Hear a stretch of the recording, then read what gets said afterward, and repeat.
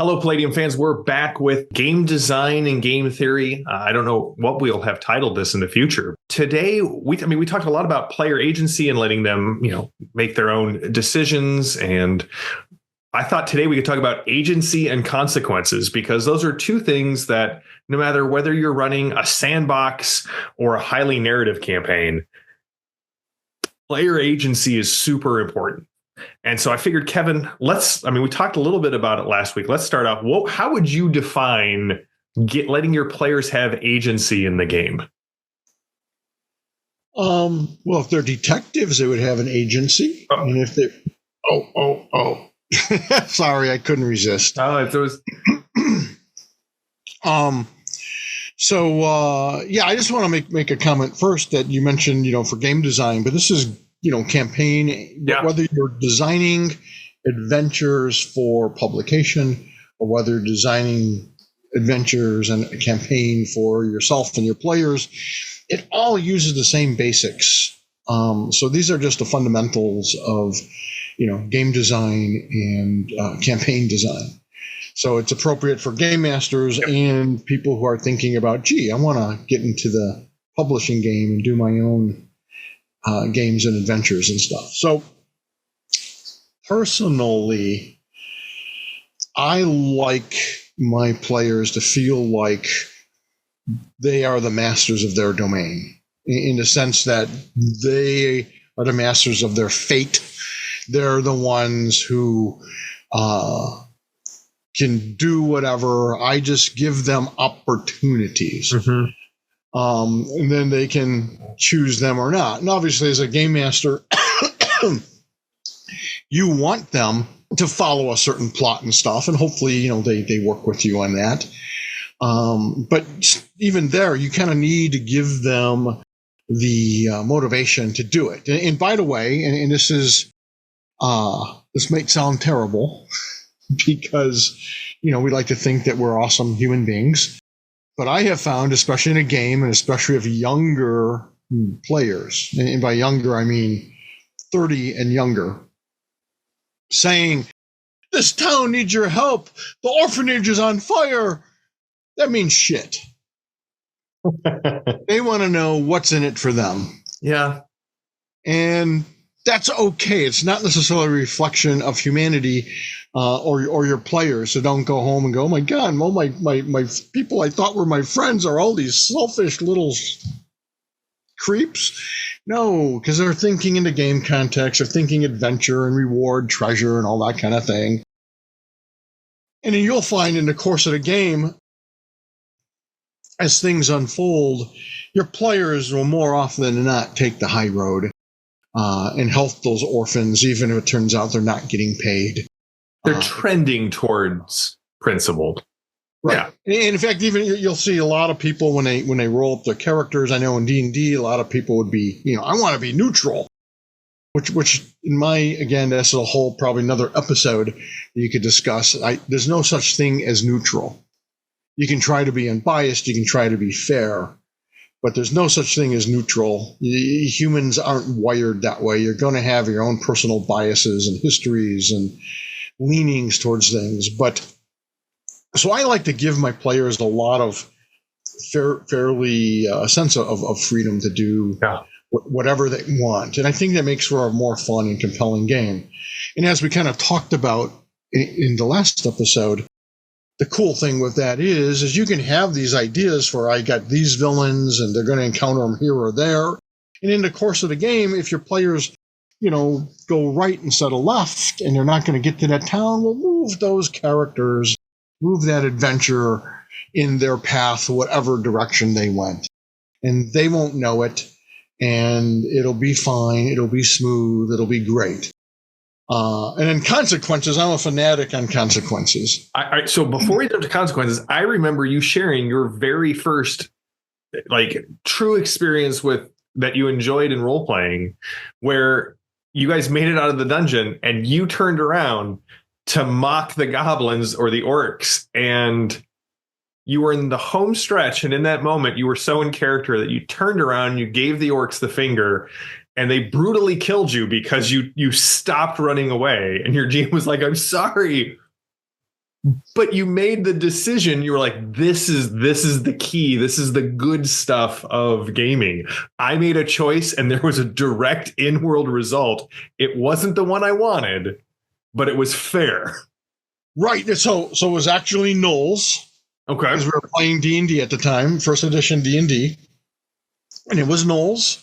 And we weren't even in the home stretch. We had finished. It was one of those classic, you open the door to the dungeon, you go in, you have your adventure, run out, you shut the door, and the bad guys stop there. They're not going to open that door and chase you into the woods or the village or whatever. So we had gotten totally done. I had a great experience. I had piles of loot that the rest of the players didn't even know about because I was playing a thief pretending to be a wizard. And it was epic and it was wonderful. And we were done. We escaped. The doors were shut. And I say, Julius, because Julius Rosenstein is the game master. I said, I opened the doors and I give them the bird. Shook. Right in my heart. Giant-sized frickin' arrow. He asked how many hit points I had. Well, first of all, I'm a first-level character. Second of all, I had taken some damage already. I had like 5 or 7 hit points left. And he's like, oh, I mean, I was dead. Yeah. I mean, I'm like 6 or 8 or 10 points below 0. And my reaction, of course, was, what? How can I be dead? I mean, he's like, oh, Kev, I'm sorry, but I mean, you played great and you did all this stuff. And why did your character open the door? He shouldn't have done that. And I'm like, you're absolutely right. I was a moron. I love this game.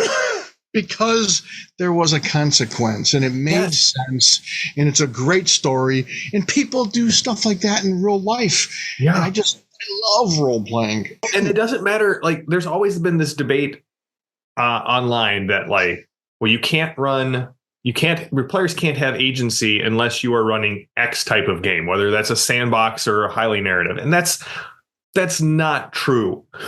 But we talked about it last time. Like it's very easy if we plan too much, if we get in love with our own ideas to the point that we're really more of an author than we are a GM, where we take agency away from the players. And I mean, I've seen it happen. I've done it in my early days of D&D. I didn't realize I was robbing them of the joy of that experience.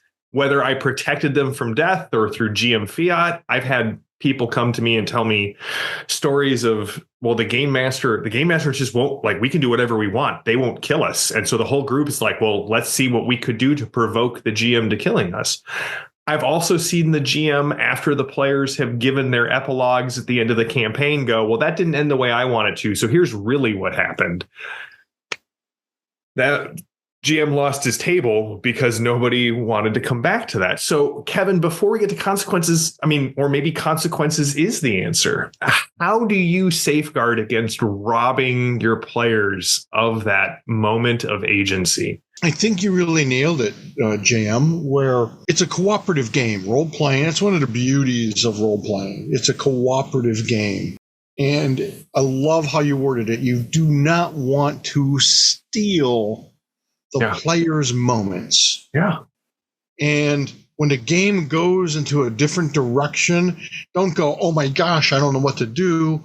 Just think about it and go with it and have fun with it and let them, if they make stupid mistakes, they make stupid mistakes. If they kill, like I had a guy, very young player at the time, we were all in our early 20s, and this guy was, I want to say he was 16, 17. Good guy.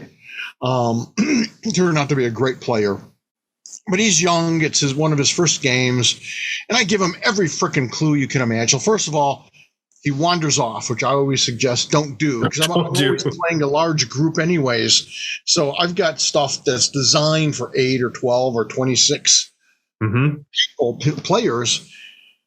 It's not a good idea to wander off on your own in that kind of adventure, that kind of dungeon or setting. So he comes up to this door, and I give him every hint. I mean, it's not even a hint. It's like I did everything but say, there's 20 frickin' ogres in this room. He's listening at the door. I tell him, you hear lots of voices. How many? Well, it's hard to tell. More than 3? Oh, way more than 3. Way more than 3. You know, and you know what? And I give him. So he opens up the door, and there's all these ogres. And I don't like to kill people. I like to give them options. Yeah. So I would have let this guy turn and run and spike the door shut, or just run and get out, because they're so stunned to see one lonely long bowman standing in a doorway with 20 of them well armed. And I tell them, you can hear armor clinking, clunk, clunk, clunk. You know, these guys are clear, and they're laughing, and it's like, you know, I'm like, have you ever heard ogres?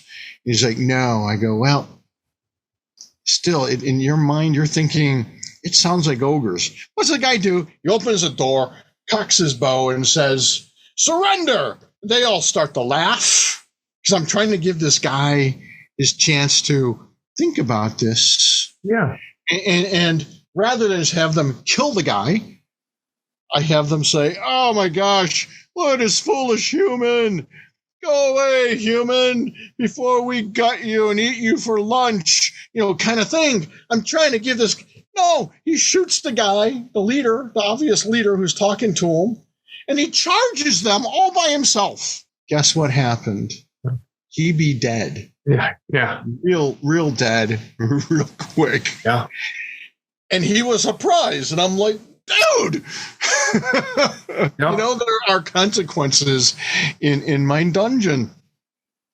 You know, conversely, I had this great, there was supposed to be this big epic. It had led up, this is still the Defilers, it had led up to this big epic confrontation that the Defilers are supposed to be incredibly triumphant with.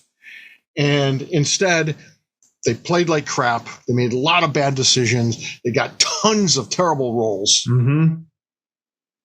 And I'm like, holy crow, what do I, as a game master, I'm thinking, do I kill them? What do I do? I mean, and half the Defilers have run off. And, you know, it was like Monty Python, the Holy Grail, run away, run away. You know, they've run off, and actually it was less than half. It's like 6 or of them, and maybe 8. And the rest are all either laying there bleeding out, or, you know, overpowered and outnumbered, and it's like surrender or die. And of course, so they're smart enough to surrender, and they get stripped of their armor and their weapons, and like I said, I could have killed them right there, but like, and this is nowhere's where I thought this adventure was going to go. Nowhere, and I could have altered things along the way, but to me, that's wrong. Let them roll with it, and we see where it goes. And that's where, you know, they had unlucky rolls of dice. Well, to me, that's the hand of fate. Yeah. This is what was supposed to happen in this adventure. And so they're all, you know, there and stripped and about to die. And I go, wait a minute. We'll take them prisoner and for interrogation. And I'm like, okay, they take you down these jail cells, they lock you up, and that'll be the next game. See what happens. And I don't remember. I ended it a little early that night. I don't actually think so. I think it pretty much kind of ran its course. So I probably ended a couple hours earlier than because we used to run these big marathons, 7 o'clock at night till 9 in the morning the next day.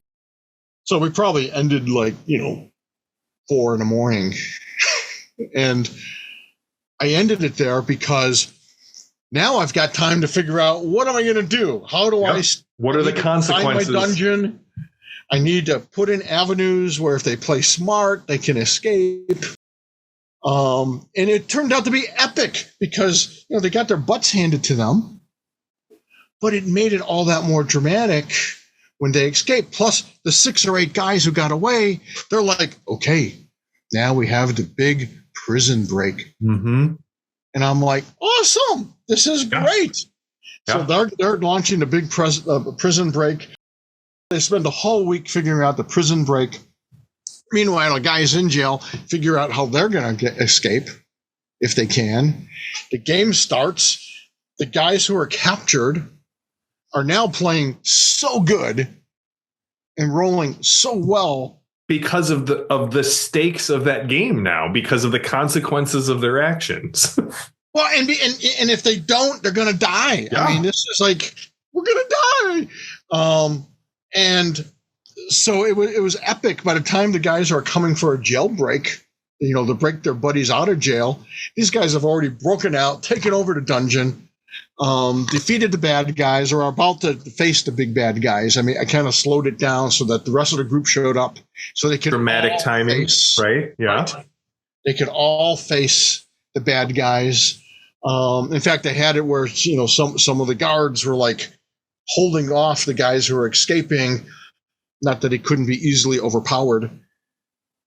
And then I had the rest of the group show up and they're like, let our friends go. And they turn around and look at the guys who are escaping and look at these guys and are like, yes, sir, no problem. Here you go. Here's the keys to the dungeon and we'll tell you whatever you want. Don't kill us. We have kids and wives and... So what looked like at first an adventure that had just gone totally wrong, it turned out into this beautiful thing. It turned into something I would have never run a capture and escape, because I would have never deliberately captured them in the first place. Mm-hmm. That was their own doing and the bad rolls. And so it was wonderful for me as a game master because I got to play escape from escape from New York, yeah. and it was and a prison break, and it was really good. And guess what? Ultimately, the outcome was what I had originally planned, because now they're even more angry at the bad guys. Yeah. So now it's like, we're freeing everybody. They freed all kinds of people from the prison, and now they're devoted to, we're not just going in here to try to do X, Y, and Z. We're going to save everybody. We're going to put these guys in prison where they belong, or kill them, crush them like the bugs they are. It was epic. Agency. They had free will. I let them go. I explored the possibilities. Yeah. And so that's what you want to do, because it's rewarding, not just for your players. It's rewarding for you as the game master, and just don't get flummoxed. And that's one of the things you just pointed out about timing, where you had everything kind of come together, reminds me of J. Michael Straczynski, who wrote Babylon 5.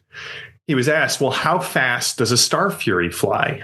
And he's like, here's the secret. They always fly at the speed of plot.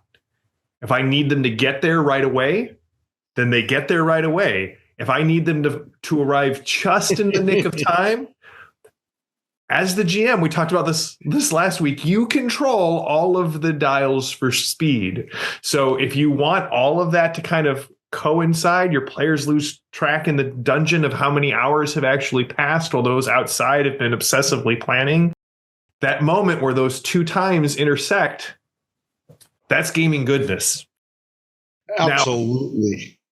Now, anytime somebody asks me how I run my games, or if I have a piece of advice to give GMs, I always, after say every name you plan to say out loud beforehand, it's start running a consequence list for your game. And that's just really for me. Oh, the players crossed this gang boss. He's now pretty angry at them. The players have done X. I just keep a running list of what are possible consequences of these major points where the players make a decision in the game, the player agency, because then very quickly my planning goes from here's what I have planned to here's the latest thing that the players' own actions have caused them to have to deal with. And I mean, Kevin, you have a great story about, we shared in the history of the Defilers the story of Hitler Mouse and how the whole Palladium world almost ended before it was published because of the consequences of players' actions. And consequences aren't always bad and they're not, their agency isn't always good. Sometimes that player is like, no, I will open that door and I will fight those 20 ogres by the gods. And well, you rode that player agency train all the way to Deadville. So you said consequences are a great way to run a game. And we know we've talked about this being kind of if your game is the mill wheel, the consequences, kind of is the water that, that churns this wheel. It's what brings dramatic tension to your game. So how do you deal with consequences? How do you, what is your advice for GMs or game designers when you're like, hey, consequences are important?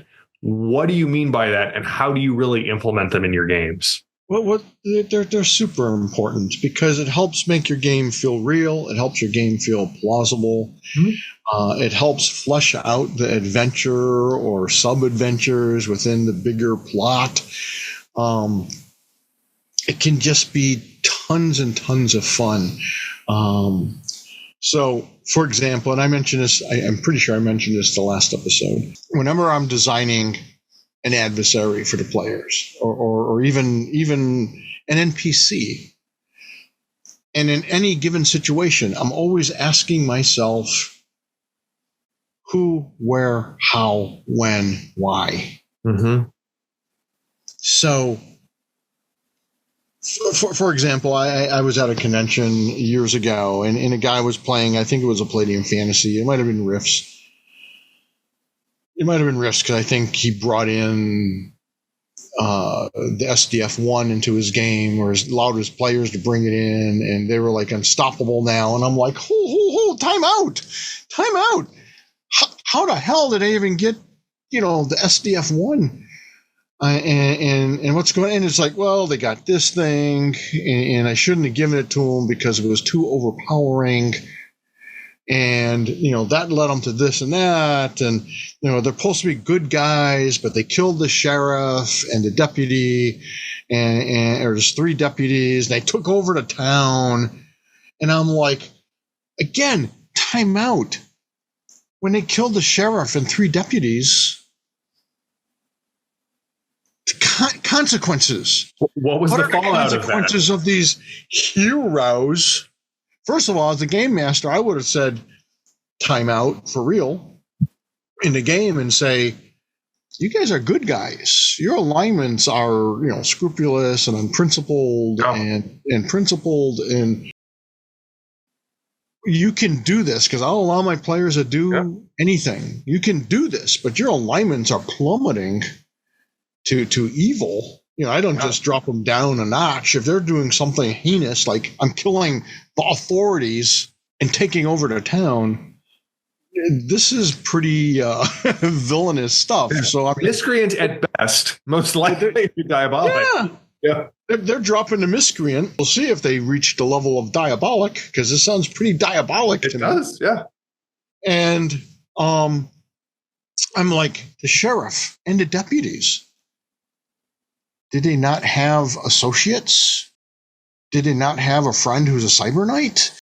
Did they not have a friend who is a juicer? Did they not have a brother, a son, someone who is going to want to avenge them and hire someone, or go to the law, go to the cyber knights and go, these lunatics came in, they claimed they were heroes, but they're doing all these awful things. And from what I gathered from this guy, they were like raping and pillaging, and it's like, truly evil shit. And I'm like, why? Where's the consequences? And he looked at me like a deer in headlights, like, consequences? What do you mean consequences? And I'm like, oh my gosh. And look, sometimes you give your players in a moment of kindness or generosity, or it made sense at the time. Or you've had too much whiskey while running the game. There you go. Yeah. or you're having a Cheetos overdose. That's right. It's not. Yeah, red dye number 4 OD. Too much sugar, that's your 29th Mountain Dew. Yeah. And look, so sometimes you give them stuff that you sit back and go, oh my God, why did I do that? It's unbalancing my game. It's causing problems.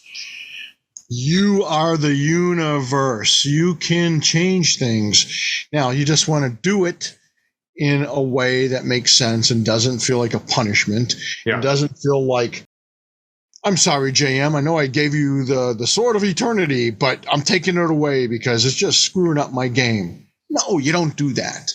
You have someone steal it, or you have a band of assassins and mages or whatever who are now trying to get it because their lord, whoever he is, whatever he is, wants that. And again, why, how, when, where? This starts turning into story elements. You know, the guy wants it. Why? Because it'll help him reach some other diabolical conclusion to some amazing plot, or he's greedy, or he's got someone who'll pay him, 100 million credits and he wants that, or he's made a deal with some, demon or some, mercenary force, and they want this sword for who knows why, and he's anarchist or an evil alignment. So he doesn't give a crap what this terrible person or thing might do with this powerful sword. He just wants the money. And so he's sending people out to attack the group or jump the group or to sneak in and rob, steal from them. And that can be a whole nother adventure because they can find out, they stop the theft, and it's like, why? What are you trying to do? And it's like, oh, don't hurt me. I just want, this guy is offered 100 million credits for this sword. And it's like, really? Yeah. Who is this guy? Now, right away, your players are, because they're role players, they're automatically going to go, we need to find out about this guy. Yeah. Especially if they're coming after somebody in the group or an item in the group. They're very protective of those. Absolutely. And if he's some big bad guy, it's like, holy moly, now what? And why does he want this sword so bad? And you've just, this consequence of your blunder by giving out something that's too powerful and is messing up your game is now become a vehicle to make your game more fun. And by the way, ultimately, the bad guy might not necessarily get that sword, but ultimately this thing that's messing up your game, somebody gets it. It gets stolen. It disappears. They defeat the big bad guy. They still have the badass sword, and frickin' Lord Coke of the Cyber Knight shows up and says, I need you to hand me over that sword.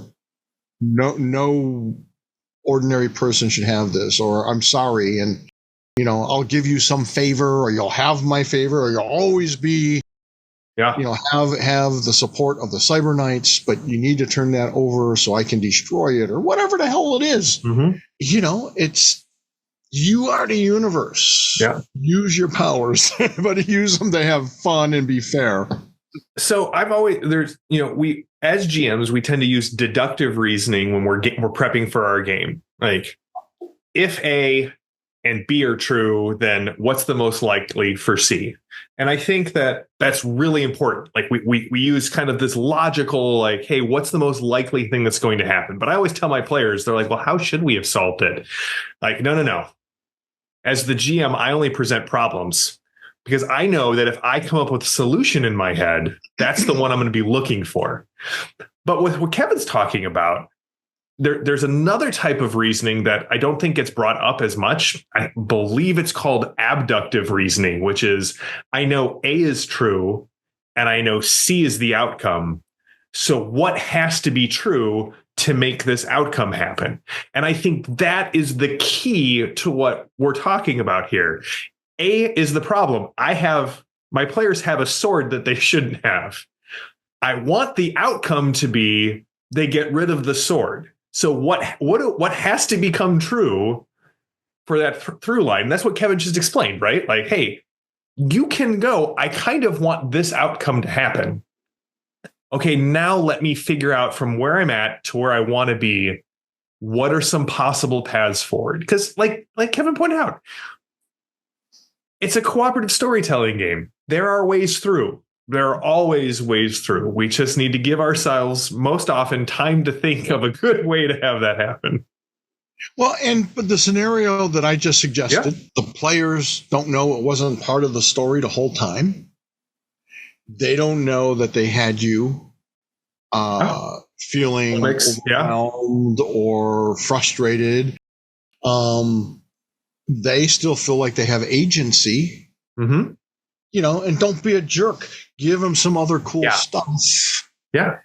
It's not as powerful as this or that, but they got some other cool reward or some cool gadgets or weapons. And staying with the story I just kind of spun out, they have the friendship and favor of frickin' Lord Coke, the head of the Cyber Knights. Yeah, that's not nothing. How much cooler does it get? I mean, they should be thrilled with that. Everyone's happy. You solved your problem. So with everything we're talking about, I feel like the last thing we really should talk about is character death. Because if your players have the agency you want them to have, and if you're running a game where consequences of actions matter, eventually someone is going to charge the ogre. And, what do you do when that happens? Because, I've seen current trends are, well, you should never let a character die no matter what happens. And I'm like, well, then why are we playing this game? Because if there are no choices, if there's not my best friend, he's been my best friend for several decades. He's been playing games with me this whole time. He's like, if no one dies, it wasn't actually an adventure. It was just an outing. Like this idea that there's some risk to going out and being heroic, and that being heroic requires a sacrifice. So I know how I handle death in my games. I'm always of the opinion if a monster is willing to take the PCs captive, which here's the thing, PCs hitting 0 doesn't mean that the party gets wiped, as Kevin pointed out. There are always people who are interested in powerful magic users and warriors for a variety of nefarious purposes. Sell them to Hades to work as gladiators. Imprison them and give them a gaze and now have them go run a adventure for the opposite side that goes away as soon as they can complete it. The big bad evil guy who's been after the group. Well, this is the perfect time to interrogate them because they've been captured, right? It doesn't death. 0 hit points doesn't always have to mean death, but it does happen. And when that happens, I'm like, if my monsters were already willing to take captives, and most monsters, unless they're of animalistic intelligence, or, even if they're incredibly cruel, they just are probably like picking limbs off one at a time, like somebody would pick limbs off of an insect. There are other prisoners. So there's always somebody waiting for the heroes to just take the sack off of his head and give him a weapon in his hand. And he's, actually was a paladin who was captured. There are ways to bring in new characters pretty easily. But I want to know, so Kevin, how do you deal with death, and how do you deal with like bringing in a new PC after one dies? Now, I will say you did give my gaming group like the easiest way. Well, then a rift opens and this new person just stumbles through it. New party member 3. Welcome. Old party member 3 had just passed. That's convenient. But how do you handle it in the game? Yeah, a lot of time. Well, it depends too when the death happened. If the death happens towards the end of the game, I tell the player to think about who he wants to make for a new character and let me know, see me before the game next week, and then I'll work you in some logical way. And again, as the players, hopefully you work with your game master when he says, this guy comes in and you guys kind of hit it off and you chit-chat it up, and he says, hey, can I join you on this adventure? Don't say, no, get out of here. We don't want any new people. It's like, don't do that. Yeah. But, so even if it's not super logical that you're going to let this guy in, come on. It's your buddy Tim. Yeah. His character died last week. And so you're letting his new, juicer or, vagabond join the team. Most players are more concerned with making sure their buddy's back in the group, or to make sure that they have a full group for whatever's coming up, than the verisimilitude of, well, why did we find this guy? Right. Yeah. And as far as when the person dies, when the character actually dies, what I like to do, and I like to do this at the end of all my games anyways, I like to do like a synopsis, a recap of stuff. And I like to say, hey, John, your character died. But, you played great. He died heroically. Or, he played foolishly, but look, it was right with his character. You played beautifully in character. And sure, he was going to take that risk to get the big reward. And that's the way he was. And, sadly, the consequence is he died. I like to do that kind of thing. I really like that. Hadn't thought of doing a synopsis of the character's little story arc when they fall. It's very effective, especially if they did genuinely play well. Yeah. And then they just died. I had a player who, and I've told this story in various places, and I'll keep it just short version is this guy was a lone wolf. This is in my Defiler campaign. And so he would bring in this high-powered character, and he would go off on his own, and he would die. And the first time I felt kind of bad, but a third time I'm like, you're an idiot. And it's like, and, the character you always brought in, it's like, it's my twin brother. It's the character who's died, twin brother, who's almost the same as the last guy. Right. The third, the fourth, the fifth. Exactly. Cousin Melvin, who's very similar, and it's like, I don't care. That if that's what floats your boat. And after like the third character died 3 weeks in a row, he started to become more of a team player. And again, I didn't say, look, you got to be a team player. You got to stop running off like this. Again, consequences. People generally learn from their consequences. Not all. Generally, most people, especially smart people, creative people like role players, learn. So we went from losing a character every week to, hey, this character lasted 3 weeks. Hey, this character lasted 6 weeks. Hey, this character lasted 3 months. And he just got better and better. And he got used to his characters dying. And he, and it was funny because he played this amazing character finally. And he was actually a wonderful role player.